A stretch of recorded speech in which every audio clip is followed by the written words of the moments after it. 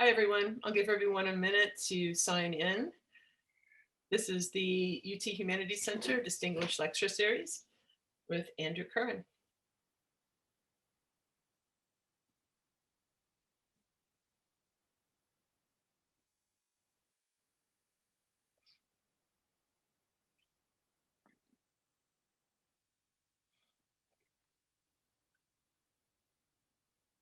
I'm sure we'll be having more people sign in the next 5 minutes, so I think I will say hello. My name is Amy Elias. I'm the director of the UT Humanities Center, and I'm really glad you're here today for this amazing lecture. I will let my faculty friend, colleague, Mary McAlpin, introduce our distinguished speaker for today. But I just do a little couple of reminders for you. One, our next speaker is on April 12th. We're bringing in Paul Jascott, who is professor of art history and director of the Wired Lab for Digital Art History and Visual Culture at Duke University. So I hope you can make that lecture as well. Today, we'll be doing Q&A. We'll have a short introduction.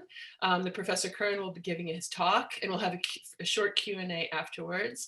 For that Q&A, you can use either the Q&A function on the bottom of your Zoom screen or type your question in the chat, and one of us will see it and make sure your question is answered in a timely manner. We usually are here for about an hour to an hour and a half, depending on how long the Q&A goes. And so I'm really glad you're here, and I will I'll turn it over to Mary McAlpin, who will introduce our distinguished speaker today. Thanks for coming. Thank you, Amy. I'm very excited to introduce Andrew Curran to you. He is the William Armstrong Professor of the Humanities at Wesleyan University in Connecticut, a specialist of 18th century French studies with interest in the history of race and the history of medicine, and a particular focus on the work and the life of Denis Diderot.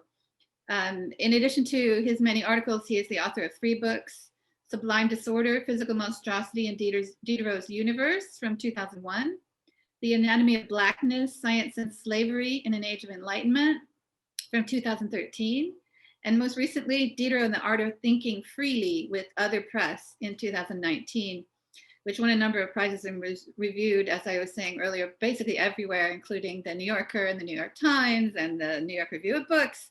A very exciting book. Dr. Curran has received a number of fellowships, including an NEH, National Endowment for the Humanities Fellowship, fellowships in the French government and the Mellon Foundation, and a National Endowment for the Humanities Public Scholars Award in 2016. His writing has appeared in such venues as the New York Times, The Guardian, Newsweek, Time Magazine, the Paris Review, El País, the Wall Street Journal. I wonder about that one, but maybe I could ask that another time. And he's currently preparing an edition of 18th century essays on the history of race for Harvard University Press, and the talk today is a related talk, but I'll now turn it over to Dr. Curran. Thank you so much for being with us today. Thank you so much. I really want to thank Amy Elias and Mary for their wonderful and warm welcome. We had a wonderful chat this afternoon during the lunch with the fellows from the center. Really lively and intelligent group, and we had a great exchange then, and I hope we can kind of keep going here. We developed a lot of ideas that I'll be talking about, but I will be going into more detail here as I talk about this great race contest of 1741 at the Royal Academy of Sciences of Bordeaux. Now, before I start, I want to begin with a little caveat, particularly for my students and for any students out there who are thinking about this question of representation, and particularly the representation of Africans and enslaved Africans. These are textualized beings, which to say they are objects of studies and scientific discourse, musings, often figments of the European imagination. And I bring this up because the European representation of Africans, when you talk about it, has a big trap. And that gives credence to the false idea that Africans were simply objects and that they played no active role in controlling their destiny or contributing to what became the Atlantic world. And the second caveat I have today is, well, perhaps more of a reminder that during the era that we'll be talking about today, and this is the mid-18th century, anthropology, biology, ethnography, and ethnology really don't exist. And all of these different fields, the fields that will come into being in the 19th century are subsumed under the larger rubric of natural history, a field that effectively encompasses all of nature, from comets to rocks to plants to animals, and including human physiology. Now, it's interesting in that natural history is generally circumscribed to the physical realm, and yet the capacious reach of this field stretched out to more abstract questions as well. Many 18th century writers used natural history as a means of accessing the divine, the teleological argument for God's existence. This is something we see in Bernardin Saint-Pierre, which my students and I have just recently read. And the field of natural history also allowed thinkers to pose more political questions, such as the effect of climate on the inhabitants of a given region. Montesquieu's Spirit of the Laws, for example. He was actually a member of the Royal Academy of Sciences in Bordeaux. Well, of all the abstract questions and political matters that were contiguous to the question of natural history, none was more momentous than the subject of African chattel slavery. And this is really not a surprise, since the natural history and the supposed biology of the Black African was inextricably bound to his and her status as property, especially as the 18th century evolved. And it was the same desire that to understand Africanness, to understand the African as an object of study, that was behind the remarkable Europe-wide essay contest on the, quote, source of Black skin and hair that was announced by the Bordeaux Royal Academy of Sciences in 1739. And I'm gonna go ahead and share my screen at this point and play this PowerPoint.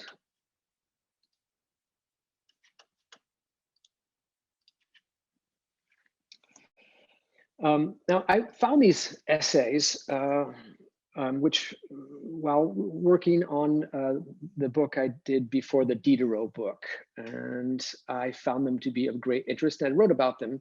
And then I was contacted by a colleague at Harvard to do a scholarly edition of these. Now, in order to understand what's at stake in these essays, we need to talk a little bit about the city of Bordeaux and its academy. Bordeaux's Academy of Sciences and the Arts, like many provincial scientific academies, came into being at the beginning of the 18th century. And here is an image of one of the essays. There were 16 essays. And here's an image of the building, which was the original house for the Royal Academy of Sciences. Now, as part of its charter, the Academy proposed essay competitions at least once a year. And these were generally physics, quote unquote, physics-related subjects. What is the nature of air? What is the fluidity of bodies? What does that mean? The formation of kidney stones, what could that be? What was the source of that? What is the source of earthquakes? And among these contests, during the 1720s and 80s, one finds an increasing interest in human physiology, and especially non-European physiology and African anatomy. And this is where we see the link, or the fact that anthropology and the anthropocentric side of the Enlightenment start to dovetail. As I said, this fascination with African anatomy became explicit when the Academy announced their contest in Europe's most prestigious literary and scientific journal, the Journal des Savants. And the journal article, or the call for papers, promised the winner a gold medal worth 300 livres, which was roughly the annual salary of a common worker at the time. Now, there are clearly a number of reasons and explanations why the Bordeaux Academy found the subject of Blackness to be so compelling. Now, first, the city's very identity had become linked to the wealth flowing from the slave-based economies of the French Caribbean, Martinique, Guadeloupe, and Saint-Domingue, which was, of course, Haiti. By mid-century, in fact, the city boasted the busiest and most important port in France, much of it coming from trade with the Caribbean. Now, when we think of Bordeaux, we obviously think about its superb wine, but Bordeaux's wholesale merchants dispatched shiploads of flour, lard, beef, rolls of iron, paving stones, copper utensils, pottery, roofing materials, wood, hardware, tools, fabrics, textiles, leather, slippers, shoes, and clothing to the islands.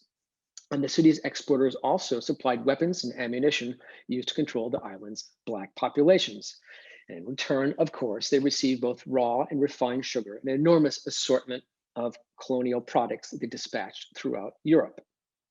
I want to go to 1739 at this point. At the time that the city's exporters, the Academy announced this contest, approximately 30 ships were already dedicated full time to trade with the Caribbean. And Bordeaux's great families, whether they're lawyers, merchants, manufacturers, or vintners, tended to have numerous contacts with the French islands. Some married off their sons to the daughters of famously rich planters, and others became directly involved in the islands themselves, purchasing Caribbean real estate and African slaves with the hope of building on their fortunes. And eventually, almost all of Bordeaux's investments centered on Saint-Domingue, as I said, Haiti. And by the end of the century, the city had a virtual monopoly on the goods passing through Saint-Domingue's ports. In fact, the majority of the colony's 792 sugar plantations, 3,097 indigo plantations, 2,810 coffee plantations, and 705 cotton plantations were owned by families from Bordeaux. And the colony-derived affluence of this era can still be seen in Bordeaux's stunning cityscape, which is definitely worth seeing. During the century, they added about 5,000 or so stone townhouses, houses, and apartment buildings during what they called the golden age of the city.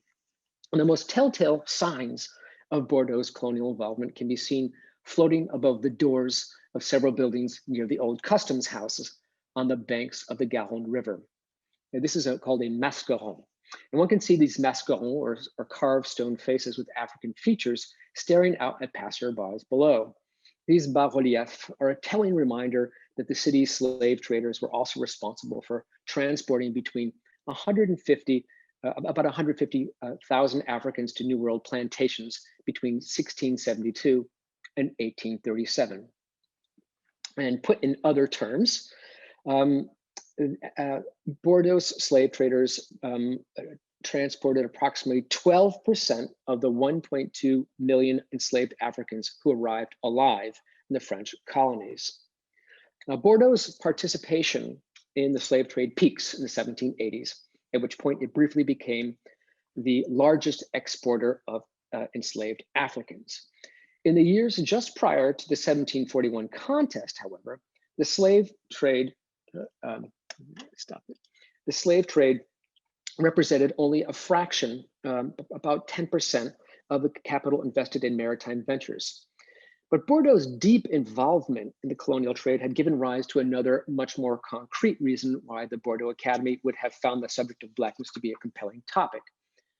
The city had become home to an increasing number of Blacks, be they Africans, Caribbean-born, quote, Creole Negroes, or mixed race people of color.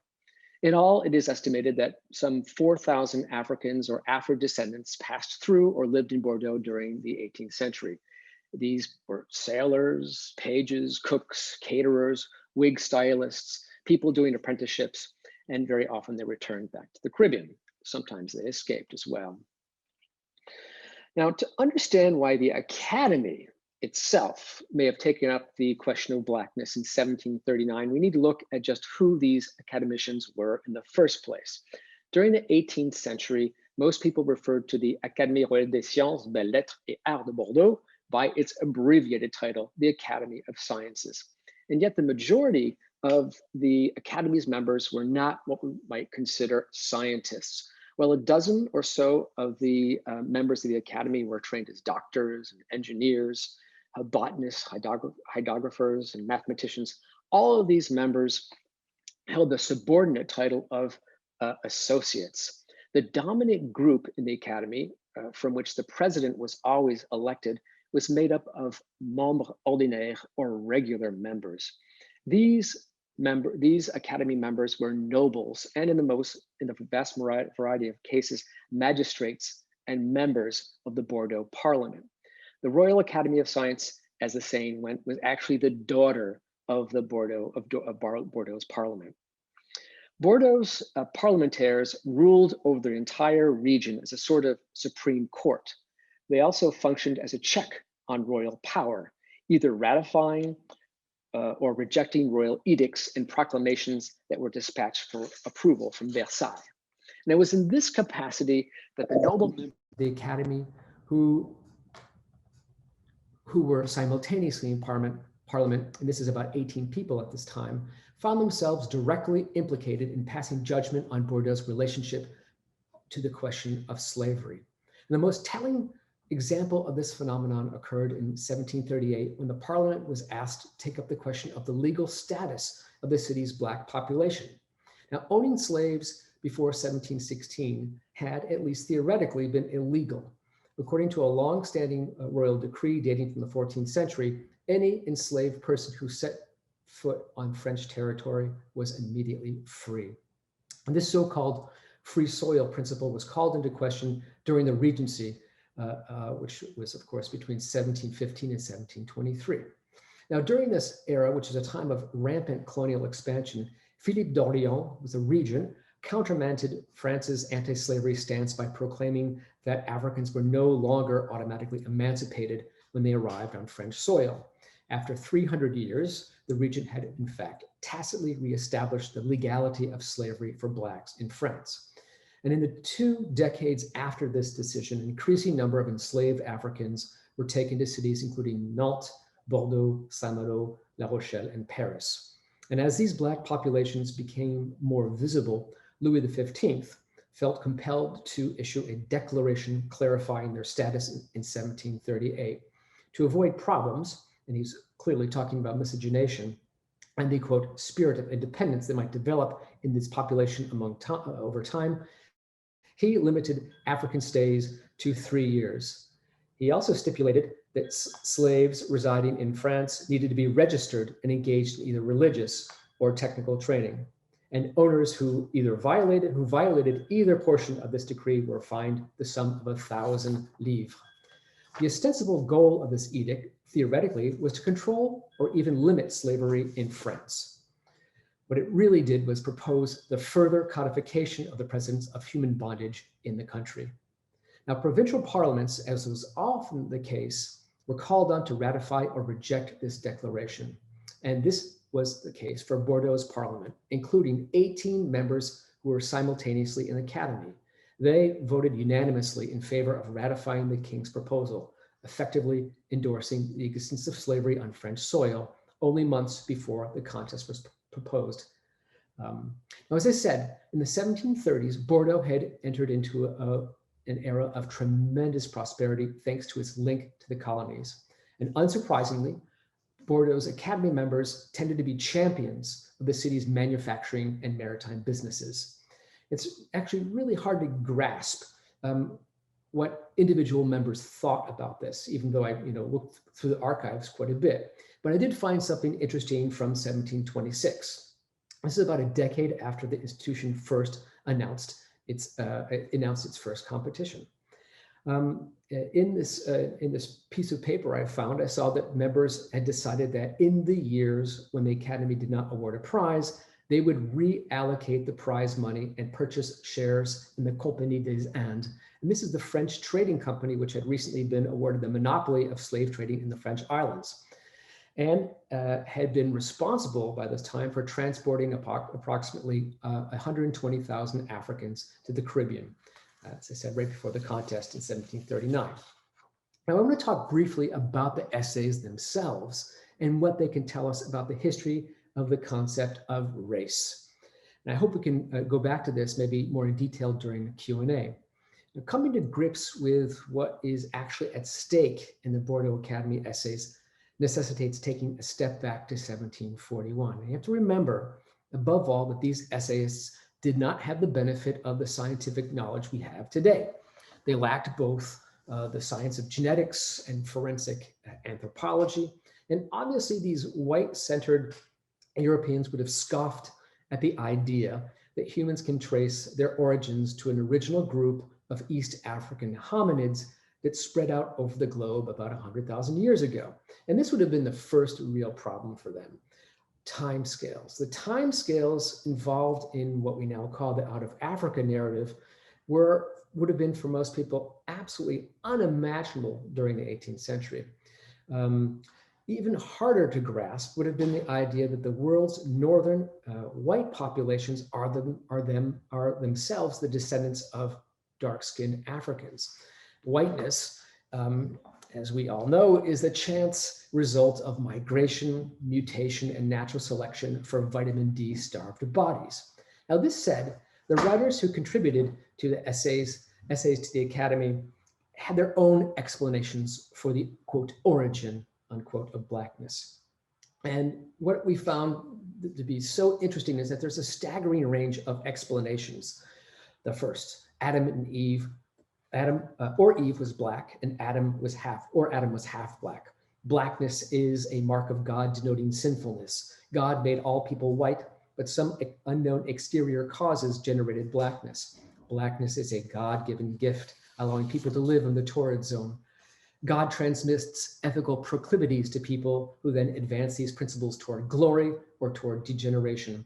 A moral defect in parents, a, quote, perverse disposition of the mind, unquote, leads their progeny to be black. Based on Newtonian optics, blackness results from the absorption of light. Blackness arises from vapors emanating from the skin. Africans have darkened semen. Blackness results from the blood, and blacks have darker blood because of the effect of air. There is a specific liquid in the black body, another one asserts. This hereditary feature is passed down through the soul of the father, who impresses blackness on the mother. White skin has a great number of tubes filled with transparent liquid near the surface of the skin, whereas blacks have far thicker blood that cannot nourish the tubes, and thus they have darker, drier skin. If certain geographical locations produce certain traits, for example, red hair in England, then it follows that the African region can produce blackness. Now, there's a whole bunch of even more explanations than this. One of the more insightful writers to submit an essay to the Academy lamented that whoever takes up this question enters into a land of conjecture. This is perhaps the most astute thing written about the essays, that the range of conflicting theories related to the African variety in this collection speak to the era's fundamental epistemological and intellectual uncertainty about the subject. And yet, despite these many contradictions, these essays, which are, as I said this morning, kind of like an 18th century focus group, reflect nothing less than the birth of racialized thinking.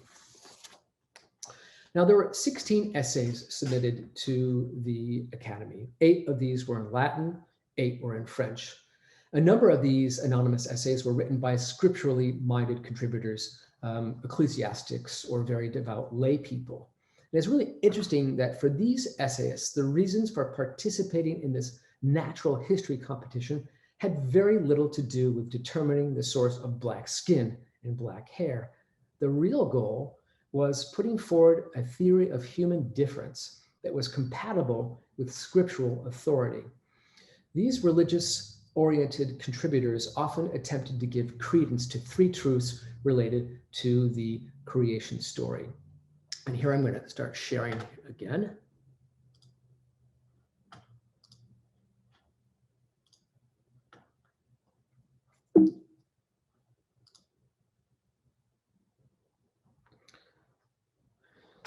The first was the biblical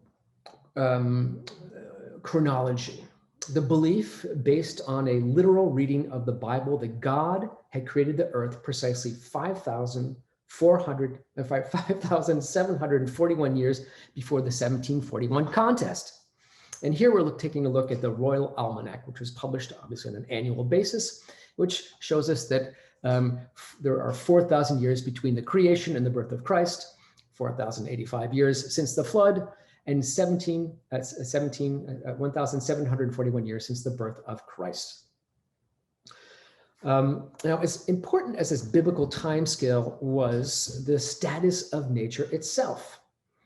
For the most literalist of biblical scholars, nature had no autonomous history. It was static, fixed, and providentialist. It was a category based entirely on God's will. And the third most important related concept to Christian anthropology, and I put that in quotes, was the idea that according to scripture, all the world's peoples were not only created by God, but were God's children, members of the larger family of mankind. This belief in shared blood remained one of the most powerful features of European thought during the 18th century, even among the more medically or anatomically oriented essayists. Several of the people who sent in submissions, in fact, referenced the Bible's ample anthropological evidence of human sameness, the famous Old Testament parable recounting how Noah's 3 sons split up and populated the earth after the ark had come to rest in what is now the Caucasus. Virtually everyone who'd been raised Catholic in France in the first decades of the century had learned about the aftermath of the flood as if it were historical fact, most likely during catechism. According to this account, Noah drank too much wine one night and lay naked and exposed for all to see, and 2 of his sons, Shem and Japheth, quickly covered the patriarch's naked body so as to preserve his modesty. His third-born son, Ham, however, indiscreetly glanced at his father who was sleeping, which leads Noah to curse Ham's only son, Canaan. And Canaan, as the story goes, was thus sentenced, along with his descendants, to a life of slavery as a servant of servants. You see in this painting here that Ham is in dark shadow. Later interpretations of this tale, several of which show up in the essays in this book, went farther than this Old Testament allegory, extrapolating from the Bible's genealogy that Ham's grandson, Cush, went on to populate Ethiopia. A number of the theologians simply asserted that the so-called Hamites were not only destined to be slaves, but had become darkened in the process. Now, the myth of Ham, or the curse of Canaan, as some other people call it, echoed in European thought for centuries. Well into the 19th century, pro-slavery writers, especially in the United States, referenced this supposed malediction in order to argue that it was Africans' destiny to serve the descendants of the other non-Ethiopian branches of the human family. The Bordeaux essayists, however, tended to emphasize the positive proto-biological notion embedded within this parable, namely that the Bible unequivocally stated that humankind shared one single origin, that all people had come from a so-called monogenesis. This monogenetic notion brings us to the precise language that the Bordeaux Academy used in constructing its question, which was, what is the source of the degeneration of black hair and black skin? Now, human degeneration was a critical concept during the 18th century.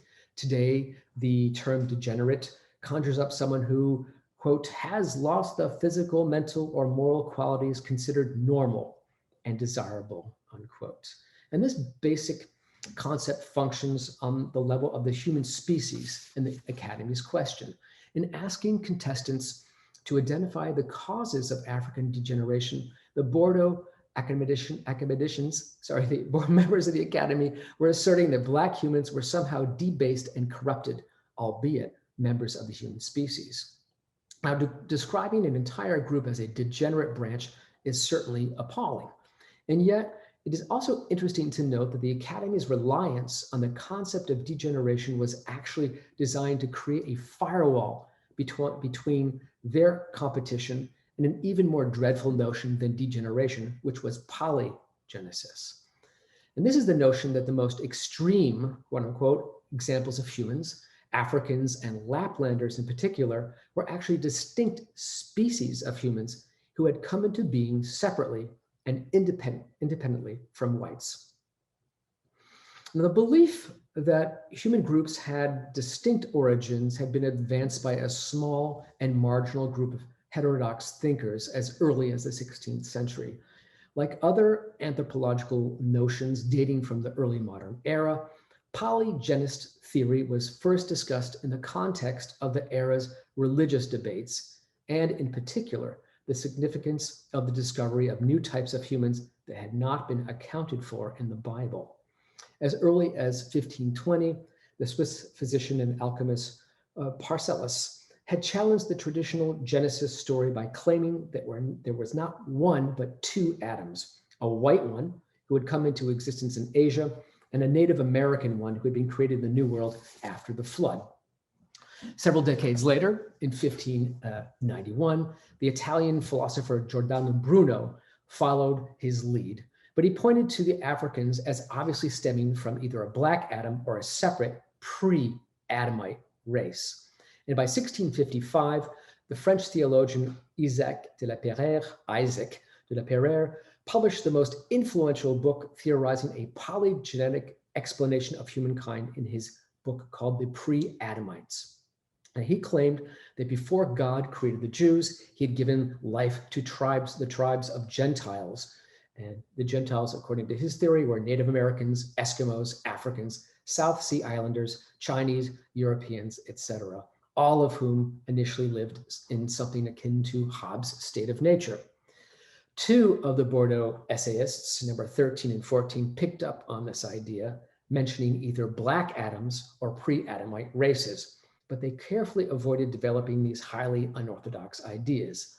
Essayist number 15, however, found the related theories of La Pereire's free-thinking friend, François Bernier.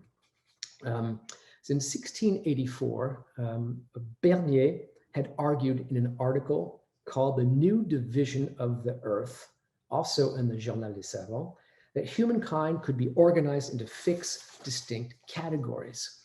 Bernier did not put forward a polygenist understanding of humankind per se, but he certainly encouraged people to think of human beings as composed of fundamentally different races or species. And in the minds of some naturalists and philosophers, this breakdown of the human race into categories blended with polygenesis. And this was true of Voltaire, for example, the most famous philosopher of the 18th century, who probably saw the republished version of Bernier in 1722.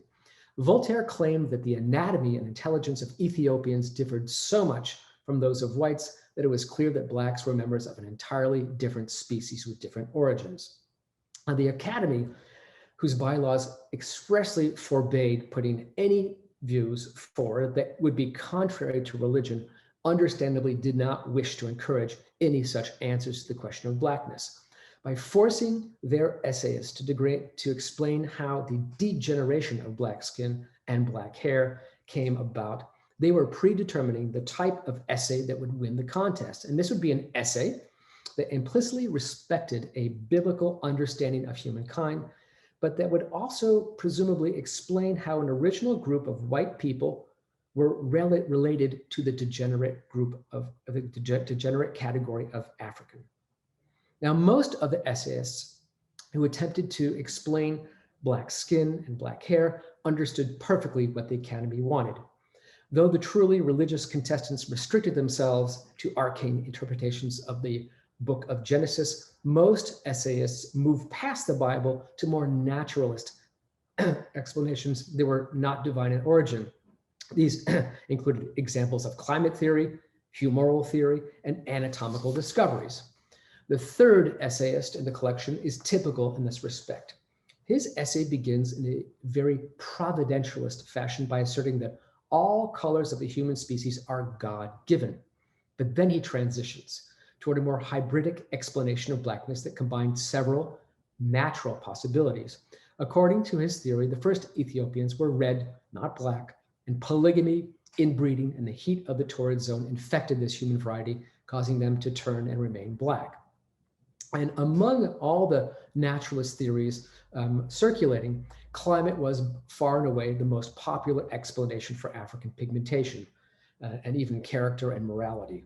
This was anything but a novel concept at the time. As early as 400 BCE, Hippocrates had written a climatological treatise entitled Air, Waters, and Places that posited a causal relationship between extreme environments and the minds and bodies of peoples living under such conditions. This belief was passed on to Plato and Aristotle in ancient Greece, to Lucretius, Ptolemy, and Galen during the Roman era, and finally accepted and commented upon by virtually every thinker who was grappling with the origins of human diversity after 1720. This bioclimatic theory was an appealing choice for a couple of reasons. More religiously oriented contributors used environmental theory as a means of rendering the story of Noah's children slightly more scientific. And climate theory also allowed the era's naturalists to identify the temperate European climate as a source of white cognitive, aesthetic, and ethical superiority. Essayist number 2 put this very plainly, quote, "It is only in temperate regions, especially the warmer, it is only in temperate regions, especially the warmer ones, that we find fertile and agile minds, an agreeable activity in external matters, and a delicate sensibility in pleasures." The belief that the environment determined the type of people who inhabited a certain land, coupled with the power of circular reasoning, positioned whiteness as humankind's primary color. Climate theory also became an effective tool among a new group of secularly minded thinkers, many of whom were envisioning a far more fluid understanding of human history than had been the case in the past. This explains the surprising concept of racial reversibility that one finds in all of the essays. Essayist number 4, for example, maintained that African traits were only temporary accidents brought about by food, drink, climate, and the custom of applying oily salves. Essayist number 8 actually proposed himself as a living example of this phenomenon, explaining that one of his ancestors was Black and that his own pigmentation now showed no traces of this coloring. He claimed that, quote, "Ethiopians who moved to colder climates would, over several generations, not only lose the blackness in their skin, but their textured hair." Similar statements were made about the potential mutability of white populations during the era. Transport a family of Englishmen to the Congo, the idea went, and in 120 years, their descendants will have degenerated and become Black. Epistemologically, this is really quite interesting. In stark contrast to fixists, biblical scholars, and providentialists, a new generation of thinkers asserted that natural forces acting on matter could produce accidents, including human accidents that were clearly outside of God's jurisdiction. I'm going to share the slide one more time. Here we go. All righty.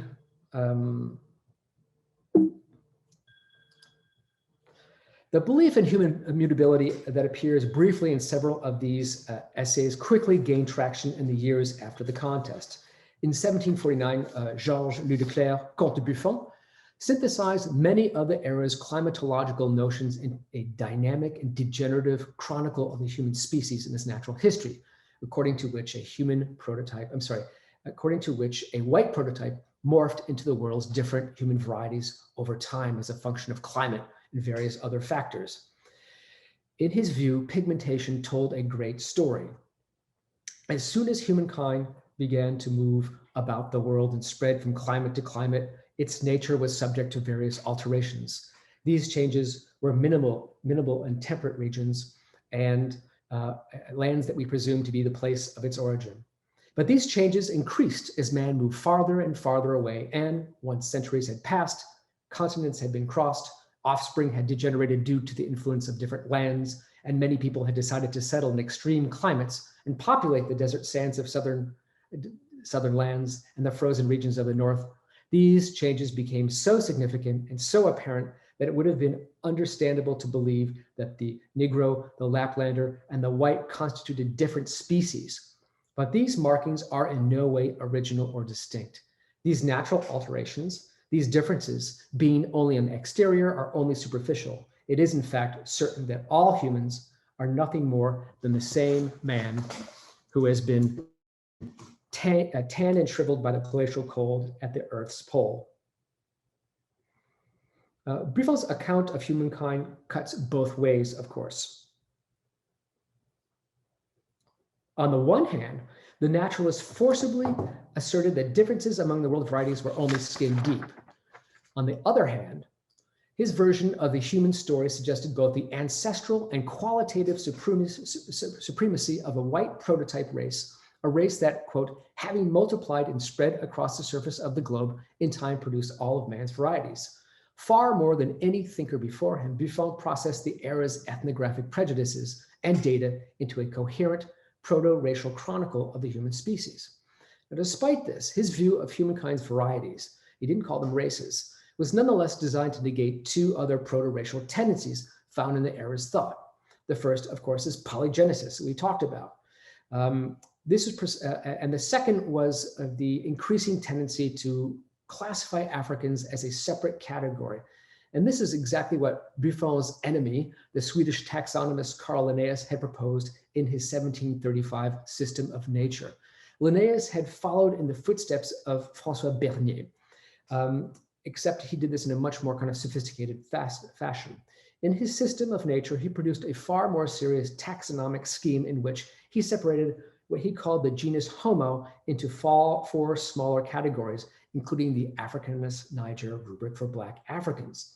This classificatory impulse shows up in some of the essays. Essayist number 8, for example, cites Linnaeus's breakdown of the human species. And when this shows up, we see that taxonomies represented a real challenge, are representing a real challenge to the more fluid understanding of humankind that was also taking shape simultaneously in works such as Buffon's Natural History and in some of the essays.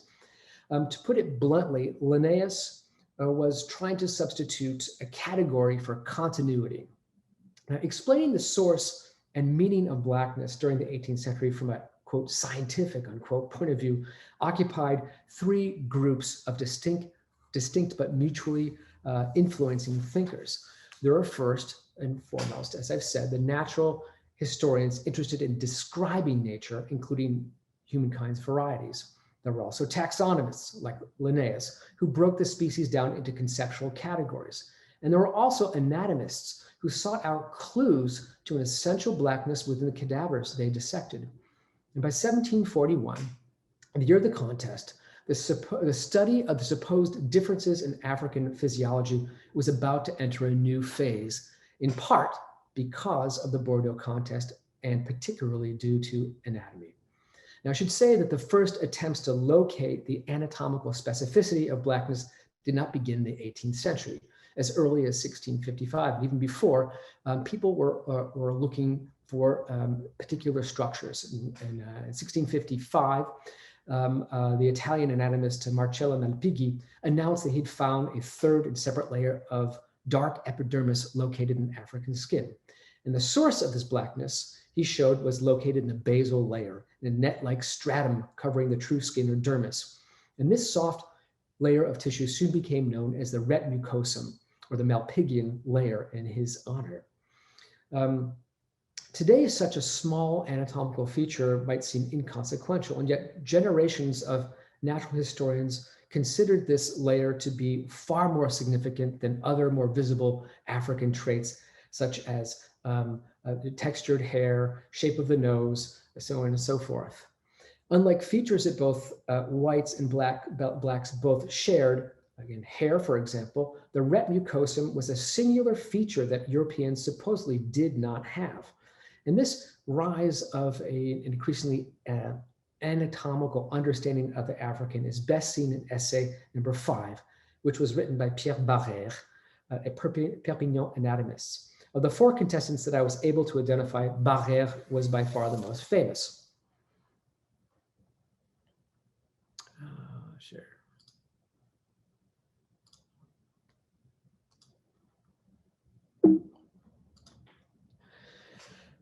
So unlike most of the other contestants, Barrère had actually studied Black anatomy in his capacity as a surgeon and a botanist on a plantation in French Guiana. And he went far beyond what the other essayists speculated about the ret mucosum. He claimed to have found the secret of Blackness while dissecting these African cadavers in Guyana. As was often the case when early modern anatomists hunted down specific anatomical features in Black bodies, he found what he was looking for, even though it did not really exist. In the published version of his contest submission, the dissertation on the physical cause of the color of Negroes, Barrère announced to the world that he discovered that Africans' bile was, quote, as dark as ink, unquote, and that their blood was a reddish black. Blackness, as he saw it, was far more than the simple effect of the sun burning the skin. It was a pathological, jaundice-like problem within the African body itself that was caused by a, quote, excess of a black substance in the blood that was comparable to bile, unquote. Blackness, in his view, was more than the simple effect of the sun burning the skin. It was due to the inner workings and constitution of the African body itself. Now, despite the spurious nature of his anatomical discoveries, which would be easily disproven, these sweeping claims echoed in European thought for decades. And in many ways, the contest had found its winner in Barrère, even though the anatomist did not collect the prize itself. Buffon, whom I just mentioned, who read Barrère's 12-page essay in the 1740s, reluctantly recognized the discovery as significant, although he claimed it was not as important as a theory of degeneration. Other naturalists and savants were much more intrigued by Barrère's book and the budding field of African anatomy. By the 1750s, a number of anatomists followed Barrère's lead and began seeking out the deeper organ-related structures of Africanness.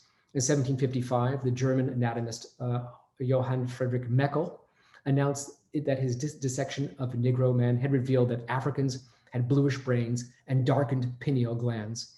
10 years later, Claude Nicolas Lecat, who was a French anatomist living in Rouen, claimed that his own dissection studies had proven that there was an elemental black fluid, which he called ethiops, that supposedly coursed through the African's brain, through to the nerves, the organs, the skin, and even African sperm.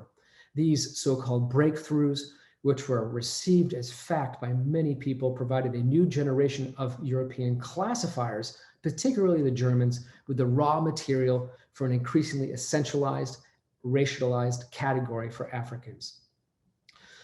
And as one might imagine, these bleak anatomical views of the Africans superimpose themselves on the dynamic, reversible, and anti-classificatory understandings of human difference found, for example, in Buffon.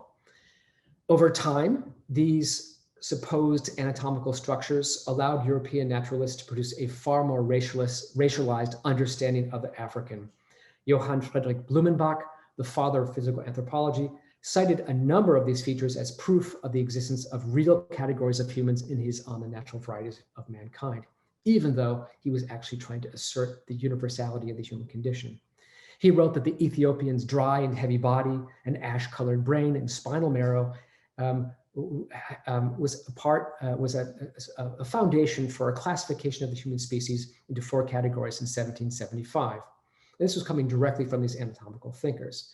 Now, I think it would be a stretch to say that the Bordeaux Royal Academy of Sciences and their contest brought about the racialization of the Black African during the 18th century.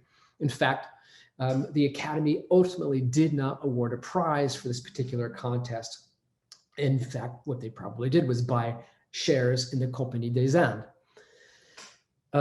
Interestingly enough, the only person to actually allude to the competition in subsequent years was Voltaire, and he did so to mock it as a perfect example of the intellectual bankruptcy of this kind of contest. Voltaire's satire of the Academy contest appeared in the most famous short story of the era, Candide, and it must have made the members of the Bordeaux Academy wince. The scene in question takes place when Candide, who was traveling with an enormous red sheep that he'd acquired in the utopian country of El Dorado, arrives in Bordeaux on his way to Paris. And while in the city, Candide realizes that he can no longer take care of his exotic pet and donates it to the Bordeaux Royal Academy of Sciences. The Academy, according to Voltaire's story, quickly saw the sheep's unusual color as an excuse for yet another contest and quickly, quote, proposed a prize competition for that year on the subject of why the wool of the sheep was red, unquote. And unlike what happened to the essays submitted to the 1741, which is the real contest, in Voltaire's story, the Bordeaux Academy actually awarded a prize to a man whom the narrator describes as, quote, a scholar from the north who demonstrated by A plus B minus C divided by Z that the sheep had to be red and would die of the mange, unquote. Now, this humorous jab notwithstanding, the Bordeaux Academy's long-lost competition on African skin color remains a telling reminder of a critically significant moment in proto-anthropology. While Voltaire was indeed correct that such a contest would ultimately teach Europeans very little about the riddle of blackness, he failed to understand that the Academy had actually helped bring about a new era, one in which science would claim the right to provide compelling anatomy-based explanations for humankind's many varieties. These methods and discoveries would, of course, have another function as well later on in the century, vindicating the ongoing dehumanization of enslaved Africans and people of African descent in the Americas with supposedly scientific data. Thank you. Okay, Mary, if you would unmute, there you go. Thank you so much, Andrew. That was absolutely fascinating. I'd forgotten about that Bordeaux Sciences Academy incident in Candide. That's wonderful. That's fun. Totally forgot about that. I'll go ahead and read the first question then. Sure. Which is, your categories of sciences, natural historians, taxonomists, and anatomists is fascinating. While these scientists were working with cadavers, did these men of science ever work with living beings? Did they ever interview Africans about their origins? So let's see. So the anatomists I know of generally worked on cadavers, but there were vivisection. I've read about vivisection, generally small pieces of skin that were either burned or taken off living Africans, but that was also done for Europeans as well. Let's see. The second half of the question. Let me take a sip of tea here to wake up. I guess it was, did they ever think of actually consulting with Africans about their origins? Yes, I think the naturalists did not.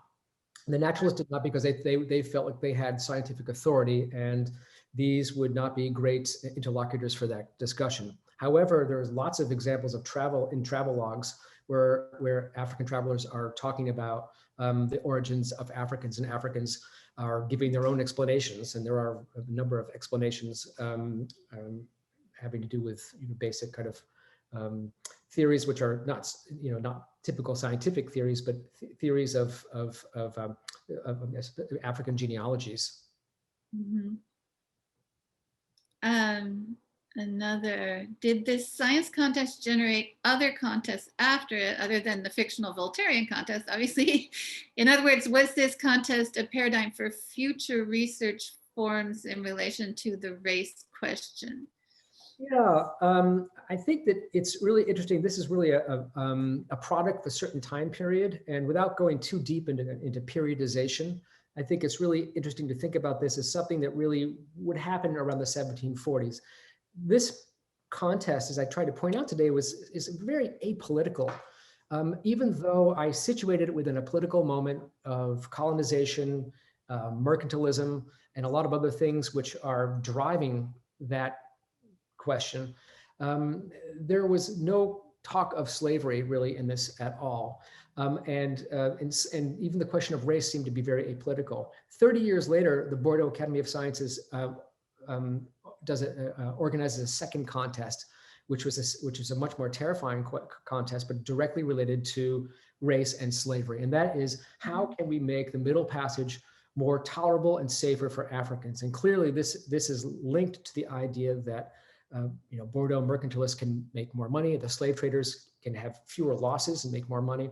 But it also kind of dovetails with this notion of an enlightened form of slavery, which is something we don't talk about. This bizarre mixture of a supposed kind of enlightened ideology and the idea that the slave trade can be more productive and yet more humane at the same time. That was linked to race because they're looking at specific physiological characteristics as the basis for different cures and so on and so forth. Mm-hmm.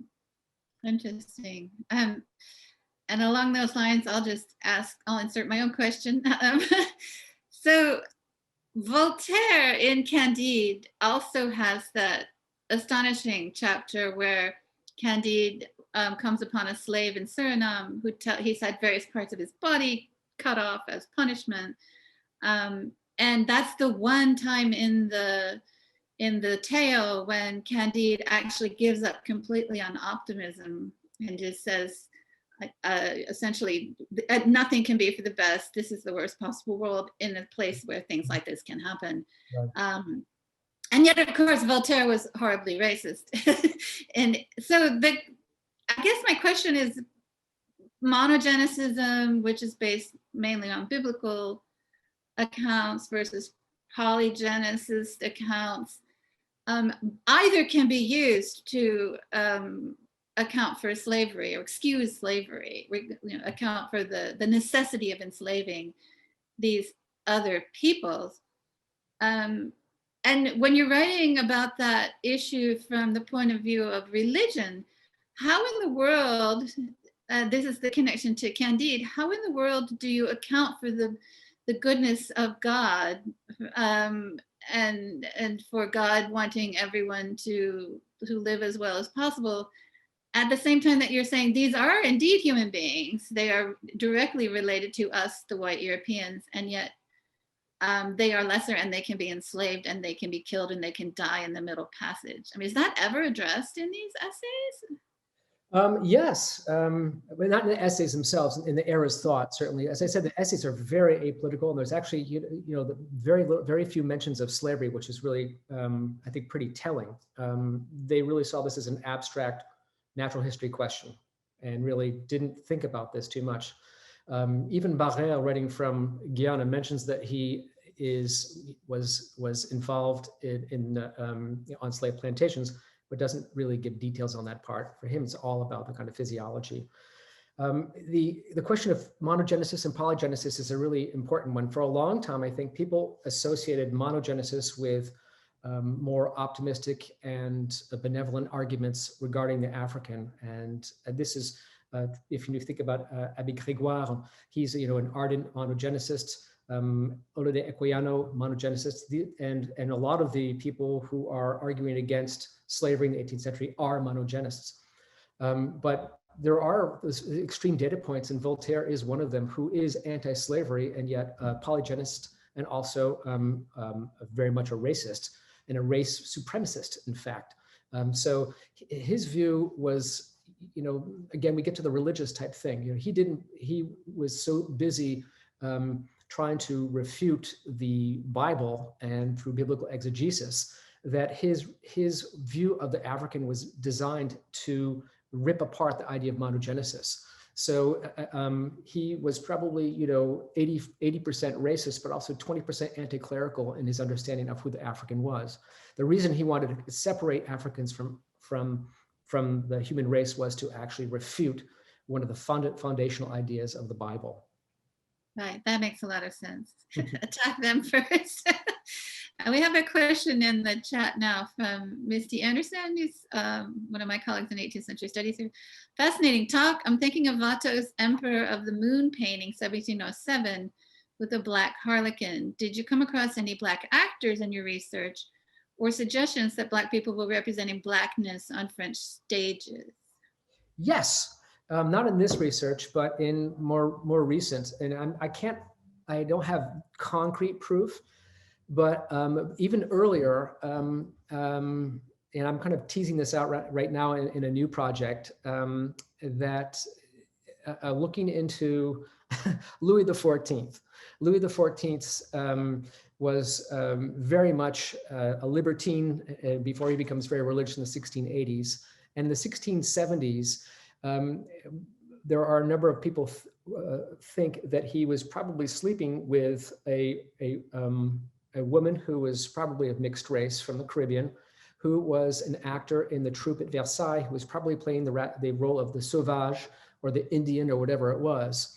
And he actually, again, we think, had a mixed race child who was whisked off to a convent and named herself Louis Marie-Thérèse, using both his name and his wife's name, and claiming for a long time that she was the daughter of royalty. And she royal pension, and we think that Louis actually visited her as well.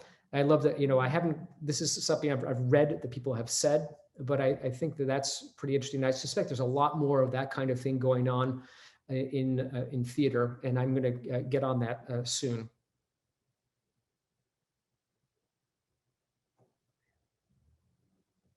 Mary? Mary, I think you're muted.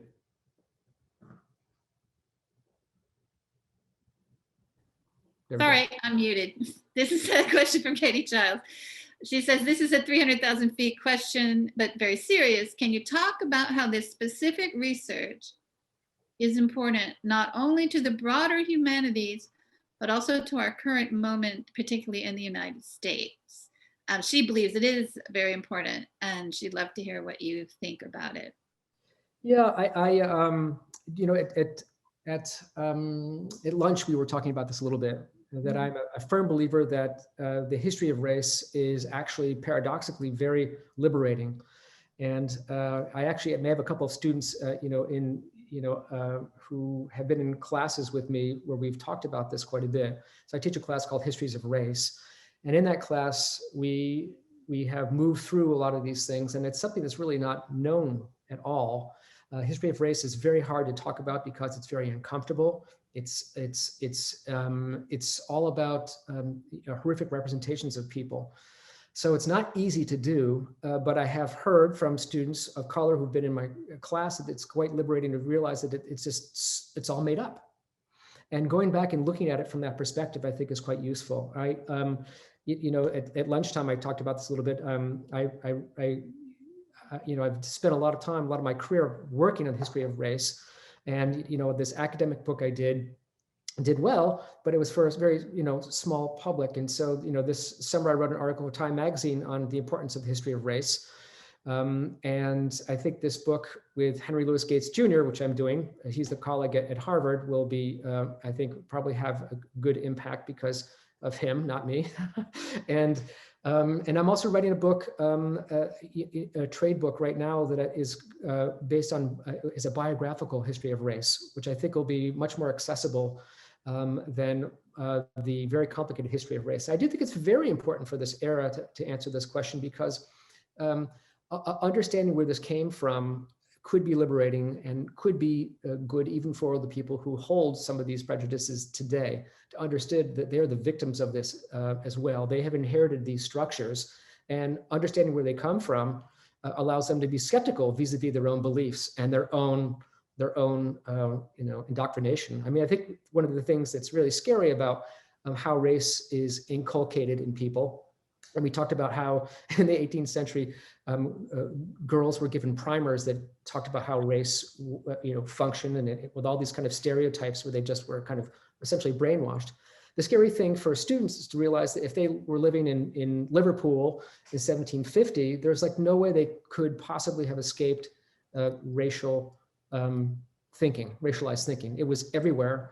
And as nice as it would be to feel that we can have some kind of absolute free will, in certain circumstances, that's not true. And so I think for those kind of people who still have those ideas, the history of race is very important. Not that we'll necessarily get to those people, but I do think there's a big counter-discursive side to the history of race. And Katie says, please make sure to talk about Jefferson in your introduction. But I believe that I know you talk about Jefferson. I don't know about your introduction to this. Yeah, Jefferson will be the bookend. So I'm going from Bernier to Louis XIV to John Locke, and then there's a bunch of other characters, essentially allegorical figures who represent the different tendencies we're talking about. And Jefferson is the culmination, because he represents kind of the contradictions of Enlightenment era in many ways, both the emancipatory classical liberalism and also the kind of the most nefarious sides of race science, and among other things, right? Okay. Well, I certainly appreciate you taking on these incredibly difficult questions and talking to us about them today. It's really, thank you.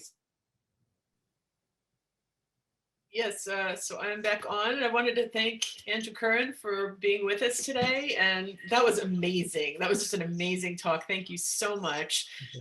Mary, thanks for your good work with, sorry, I've got feedback. I'll hide my phone. Thanks for your good work on the Q&A and for bringing in this guest. And for all of you who are here, I hope you join me in thanking Andrew Curran for this amazing lecture. And we hope to see you again soon, particularly on April 12th, when we will be talking with Paul Jaskett. Thanks for attending. We hope to see you soon. Bye-bye. Thank you, Amy. Thanks for hosting us. Applause in the chat.